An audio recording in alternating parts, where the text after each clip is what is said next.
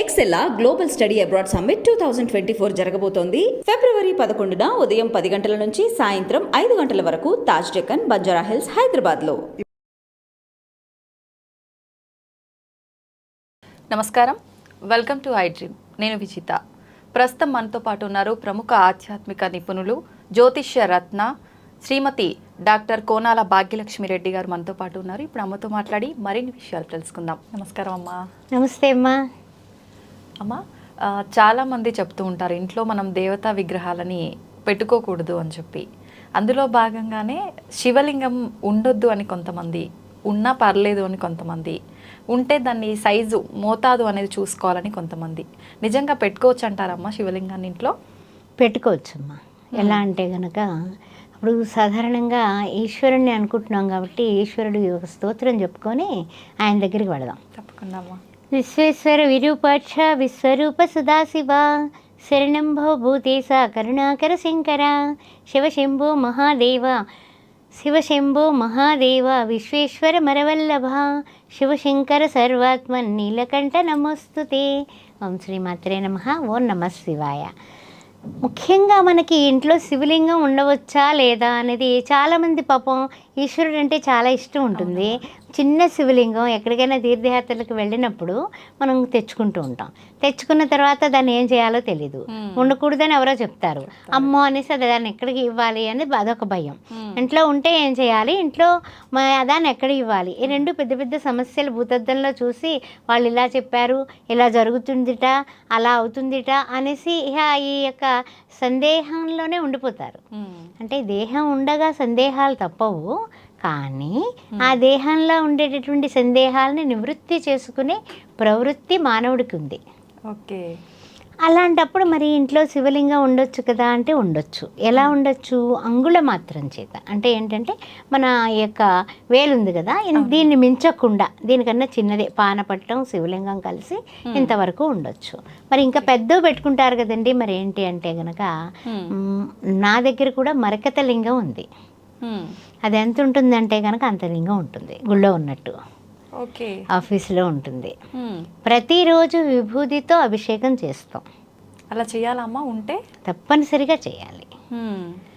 భస్మభూషితాంగ సాయి చంద్రశేఖర పాలనేత్ర శూలధారి సాయి శంకర భస్మభూషితాంగ సాయి చంద్రశేఖర. ఆ చంద్రశేఖరుడికి భస్మాన్ని ఇస్తేనట పూస్తే చాలు. ఆయన ఏం అడగట్లా, మేము నిన్ను మళ్ళు అడగట్లా, మాన్యాలు అడగట్లా, నైవేద్యాలు అడగట్లా, ఏం అడగట్లా, కొంచెం భస్మమే తల్లి చాలు, నువ్వు కనీసం నాకు రోజు పంచామృతాలతో చేయించకపోయినా పర్వాలేదు, నేను ఇదైపోతాను, అడ్జస్ట్ అయిపోతున్నాను, కానీ కొంచెం భస్మం కాస్త వేయచ్చుగా. భస్మంతో, గంధంతో, ఆ తర్వాత తేనెతో ఈ అభిషేకం చేసే వాళ్ళకి వాయిస్ చాలా బాగుంటుంది. బాలసుబ్రహ్మణ్యం లాంటి గొప్పవాళ్ళు ఆ తేనెల పలుకులు పలుకుతారు కదా, అవన్నీ కూడా వాళ్ళకి ఇంద్ర జన్మలో చేసుకున్న పుణ్యమే. అందుకే మీ వాయిస్ ఇట్లుందమ్మా. అయితే అది దేవుడి అనుగ్రహమే కదా. అందువల్ల పరమశివుని భక్తులు చాలామంది ఉన్నారు. శివ శివ శివ శివ అనేవాళ్ళు ఎంతమందో ఉన్నారు. శివ శివ శివ అనరాదా? అయితే మనం ఓం నమ శివాయ, ఓం నమ శివాయ అని శివ పంచాక్షరి వాడుతూ ఉంటాం. అది చెయ్యొచ్చు, లేకపోతే చెయ్యకూడదు, శివుడికి కోపం ఎక్కువట, అందుకని మనము ఇంట్లో శివనామస్మరణ చేస్తే కూడా ఏం జరిగిపోతుందో, ఇలా చాలా డౌట్స్ ఉంటాయమ్మా. ఈ డౌట్స్ అన్నీ క్లారిఫై చేయాలంటే అసలు నిజంగా చెప్పాలంటే కనుక ఒక ఎపిసోడ్ సరిపోదు. కానీ మనం నిజంగా చెప్తున్నాను, ఓంకారంతో కూడిన నమశివాయ అనేది అనుష్ఠానపూర్వకంగా చేసేటటువంటిది. నమశివాయ అనుకోవచ్చుగా. ఓంకారం అనేది పక్కన పెట్టేసి ప్రణవ శబ్దాన్ని నమశివాయ అనుకోండి. నమశివాయ నమశివాయ నమశివాయ అనుకోండి. కష్టం వచ్చింది, బాధ వచ్చింది, వియోగం ఏర్పడింది, ఏదైనా అనారోగ్య పరిస్థితులు ఉన్నాయి, అప్పుడు ఒక నోట్బుక్ పెట్టుకొని ఓం నమ శివాయ, ఓం నమ శివాయ, శివాయ గురవే నమః అని ప్రతీది అనుకుంటూ రోజు మీ శక్తానుసారం, భక్తానుసారం, శ్రద్ధానుసారం మీరు రాసినట్లయితే ఎలాంటి రుగ్మతైనా సరే ఎగిరిపోవలసిందే. అసలు శివుడు అంటే ఎవరు అనుకుంటున్నారు? శివ పరమాత్మ స్వరూపం. ఏదైతే ఇట్లా ఉంది అట్లా ఉంది అనేసి ఇక్కడ ఒక చిన్న కథ కూడా మనం చెప్పుకోవచ్చు శివలింగం గురించి.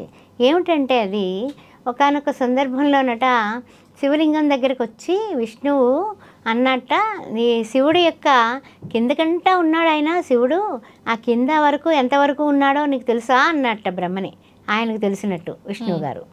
అంటే ఆయన అన్నట్ట నాకు తెలీదు, తండ్రి గారే కదా మరి బ్రహ్మకి, ఈ యొక్క ఈ శ్రీ మహావిష్ణువు బ్రహ్మకి తండ్రి.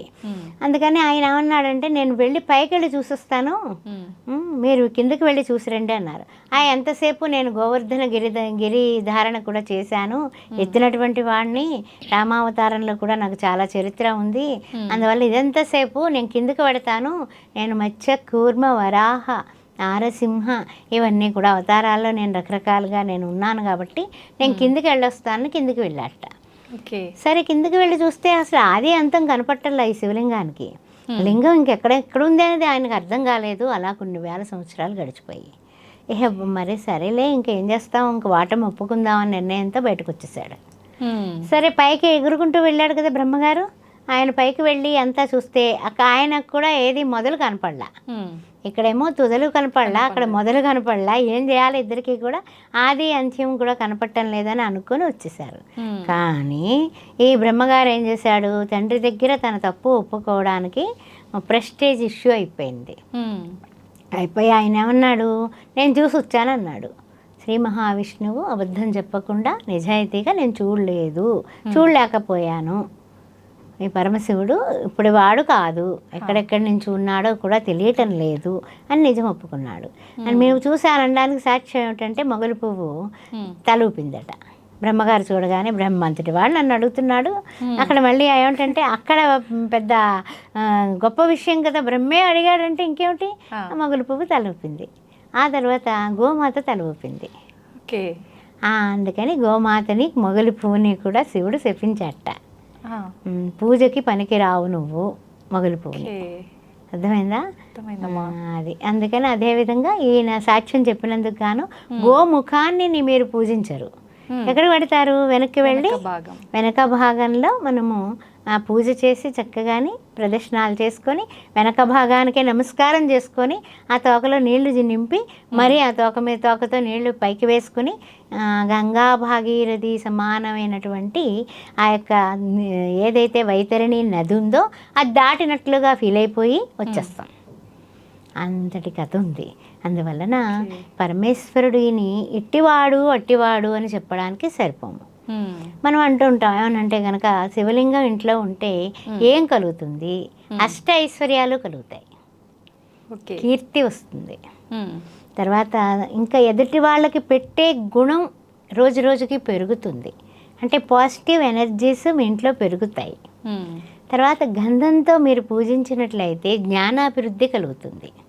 చెరుకు రసంతో పూజించినట్లయితే మీకు ఐదోతనం పెరుగుతుంది, ఐశ్వర్యం పెరుగుతుంది. అలాగా మీకు అష్ట ఐశ్వర్యములు కూడా లక్ష్మీదేవి దగ్గర ఉన్నాయని అంటూ ఉంటాం కదా, కాదు పరమేశ్వరుడి దగ్గర ఉన్నాయి. ఆయన ప్రదాత, ఆయన చెల్లులే కాబట్టి లక్ష్మీదేవికి ఇచ్చాడు అన్నట్టు. అందువల్ల అసలు రహస్యం పరమేశ్వరుడే పట్టుకున్నాడు, ఉన్నాయి ఆయన దగ్గర. అందువల్ల పరమేశ్వరుని కొలిచే వాళ్ళకి లేమి అనేది ఉండదు. అందువల్ల ఓ నమశివాయ అనండి, నమశివాయ అనండి, శివాయ గురవే నమః అనండి. ప్రతిరోజు మీరు మర్చిపోకుండా శివారాధన ఎక్కడైతే చేస్తారో అక్కడ తప్పనిసరిగా కొరత ఉండదు. అది ఒకటి. తర్వాత కొంతమంది ఏంటంటే రత్నాలతోటి, తర్వాత గవ్వలతోటి, లేకపోతే ఇంకా చెప్పాలంటే ముత్యాలతోటి, తర్వాత ఇంకా డబ్బులు బాగా ఉంటే కనుక ఇంకా రత్న వైడూర్యాలు నవరత్నాలతోటి శివలింగాలు స్థాపితం కింద చేయించుకొని లోపల వెండి కానీ బంగారం కానీ పెట్టుకొని శక్తానుసారం అన్నాను కదా ఇందాకని, ఆ శక్తానుసారం వాళ్ళు లింగాభిషేకాలు చేసుకుంటూ ఉంటారు. సరే, దానివల్ల ఏంటంటే సంపదలు ఇంకా అభివృద్ధి అవుతాయి. సరే, కొంతమంది స్వామి నా దగ్గర ఏం లేదయ్యా, ఏదో కాశీ వెళ్ళాను, ఇంత చిన్నది రాతి తెచ్చుకున్నాను, నువ్వు రాయి అనుకోవట్లేదు, నువ్వు నా ఆత్మస్వరూపుడు అనుకుంటున్నాను, శివాయ గురవే నమః అనేసి దానికి కొంచెం నీళ్లు వేయండి చాలు. ఓ నమశివాయ అని 4 ఉద్ధరణలు నీళ్లు వేస్తే మీ సొమ్మేం పోయింది. అవును, ఆయన ఏం అంతకంటే ఏం అడిగట్లేదు కదా, కొంచెం విభూది వేయండి చిటికెడు. దానికేమి మనం ఏమి ఎక్కువ ఎక్కడికో వెళ్ళిపోయి మనం మేడల మిద్దులో అమ్ముకుని ఏమి ఆయనకి పెట్టుబడి పెట్టక్కర్లా. అలా చేస్తే చాలా మంచిది. మూడో విషయం ఏంటంటే పాదరసలింగాన్ని చాలా మంచిది. పాదరసలింగం దొరుకుతుంది మనకి, అప్పుడు ఇస్కాన్ ఇలాంటి చోట్ల కూడా దొరికేస్తుంది. అది ఏంటంటే కనుక ధన అభివృద్ధి చేస్తుంది. ఇంట్లో ధనం ఎలా వస్తుంది అలా వెళ్ళిపోతుంది అంటూ ఉంటారు కదా, ఆ ధనాభివృద్ధి పాదరసలింగానికి చాలా మంచి సంబంధం ఉంది. ఇంట్లో నేను కూడా శివార్చనలో ఆ పాదరసలింగమే వాడతాను. ఓకే. ఆ తర్వాత కొయ్యతో చేసిన చెక్కతో చెక్కినటువంటి లింగాలు కొంతమంది వాడుతూ ఉంటారు. అది కూడా ఏంటంటే కనుక ఏ విధమైనటువంటి ఇంట్లో పరపత్యాలు లేకుండా చేసేటటువంటి గుణం దానికి ఉంది. అంటే భాగ్యాలు, భోగభాగ్యాలు అంటూ ఉంటాం కదా, దానికి లోటు లేకుండా ఇస్తాడు. అంటే రాతితో చేసినా ఓకే, పాదరసంతో చేసినా ఓకే, రత్నాలతో చేసినా ఓకే. సరే అయితే నాకు ఇంకస్సలు మామూలుగా ఏదో మామూలు వాళ్ళమండి, మట్టితో శివలింగం చేశాము, రామేశ్వరుడు ఆయనేగా, రాముడే చేశాడు కదా సైకతలింగము, ఆ విధంగా నేను చేశాను అని మనం పూజ చేస్తూ ఉంటాం. అది కూడా ఆయనకి ఇష్టమే. ఒకనొక సందర్భంలో, అంటే ఇప్పుడు మరి నేను చెబుతున్నాను, మీకు ఇష్టమైతే ఉంచుకోండి లేకపోతే కట్ చేసుకోండి. ఒక అబ్బాయి సోయాసిస్ వ్యాధితో బాధపడుతూ వివాహం కాక నా దగ్గరికి వస్తే రోజు మట్టితో లింగాన్ని చేసుకుని ఆ లింగానికి అర్చన పూజ చేసి అష్టోత్తరం చేసేసుకొని అది తీర్థం కింద చక్కగా మీరు తీసుకుంటూ ఉండండి, పంచామృతాలతో చేసుకోండి అని చెప్పడం జరిగింది. ఆ బ్రాహ్మణ అబ్బాయి, ఆ అబ్బాయి ఇప్పుడు పెళ్ళయ్యి బిడ్డ తండ్రి అయ్యి బెంగళూరులో సంతోషంగా ఉన్నాడు. అప్పటికి కూడా టచ్లో ఉంటూ ఉంటారు వాళ్ళు ఫ్యామిలీ. సూపర్ అమ్మా. తగ్గిపోయిందమ్మా, ఆ యొక్క వ్యాధి తగ్గిపోయింది. ఎన్ని రోజులు చేశారమ్మా? 41 days. 41 days చేశారు. 41 days కరోనాలో ఇంట్లో కూర్చున్నాడు ఆయన. ఉద్యోగం ఏదో ఇంట్లో కూర్చుని చేస్తున్నాడు. ఆ తర్వాత ఏంటంటే వాళ్ళ అమ్మగారు బాధపడుతున్నారు, పిల్లాడు పెళ్ళి అవ్వట్లేదండి ఎలా అండి అని అంటే మనకి అది వస్తువులోకి నేను ఇంకా ఈ 2 రకాలుగాని కూడా జాతకం చూసి చెప్పడం జరిగింది. నిజంగా అది భగవంతుడు అలా వరమిస్తూ ఉంటాడు నాకు అప్పుడప్పుడు. అలాంటివి తెలిస్తే ఎంత సంతోషంగా ఉంటుంది చెప్పండి. అంతే కదా, నిజంగా మనకి ఏవో జరిగితే గొప్ప విషయం కాదు, నామ మాత్రము చేత ఎంత మహిమ ఉంది. అందుకనే చంద్రశేఖర చంద్రశేఖర చంద్రశేఖర పాహిమాం, చంద్రశేఖర చంద్రశేఖర చంద్రశేఖర రక్షమాం అని స్వామిని ఈశ్వరుని భోళా శంకరుడు అంటూ ఉంటారు కదా. అవునమ్మా. అందుకని ఎప్పుడు కూడా భోళా శంకరుడు భోళాగానే ఉంటాడు కాబట్టి ఆయనకు కావాల్సింది హృదయ శుద్ధి. మార్కండేయుడు చూడండి, ఆయన గట్టిగా హత్తుకున్నాడు, ఆయన్ని హృదయంలో పెట్టేసుకున్నాడు. అప్పుడు ఏం చేశాడు, యమధర్మరాజు కూడా ఏం చేయలేకపోయాడు. అందువలన ఇవన్నీ కూడా జరిగినటువంటి విషయాలే. మన పురాణ ఇతిహాస గ్రంథాలని మనం వంటబట్టించుకుంటే మనం చెప్పే ప్రతి పనిలోని కూడా ట్రూతే కనిపిస్తుంది. చేసే దానిలో కూడా ఇప్పుడు ఇతరులని మనము దర్శించేటప్పుడు సర్వజీవ నమస్కారం కేశవం ప్రతిగచ్చతి అంటూ ఉంటాం. సర్వజీవ తిరస్కారం కూడా అదే వస్తుంది కదా. అందువల్ల శివుని యొక్క ప్రేమని, శివుని యొక్క అద్భుతమైనటువంటి చర్యలని, శివనామాన్ని మనం వంటబట్టించుకోవాలంటే ప్రతిరోజు శివునికి చిన్న లింగం పెట్టుకొని అభిషేకం చేసుకోండి. తప్పనిసరిగా సైజు గురించి ఆలోచించకండి, చిన్నది పెట్టుకోండి, ఏం తప్పు లేదు. చిన్న రాగి పాత్రలో పెట్టుకోండి, మట్టి పాత్రలో పెట్టుకోండి, ఆయన ఏం అనుకోడు పాపం. చక్కగా చేసుకోండి. ఓం నిధనపతయే నమః, నిధనపతాంతికాయ నమః, ఊర్ధ్వాయ నమః, ఊర్ధ్వలింగాయ నమః, అఘోరేభ్యో ఘోరఘోరేభ్యః, ఘోరతరేభ్యః, అశ్రురుద్రరూపేభ్యః, తత్పురుషాయ విద్మహే మహాదేవాయ ధీమహి తన్నో రుద్ర ప్రచోదయాత్. ఓం నమః శివాయ. నమః శివాయ.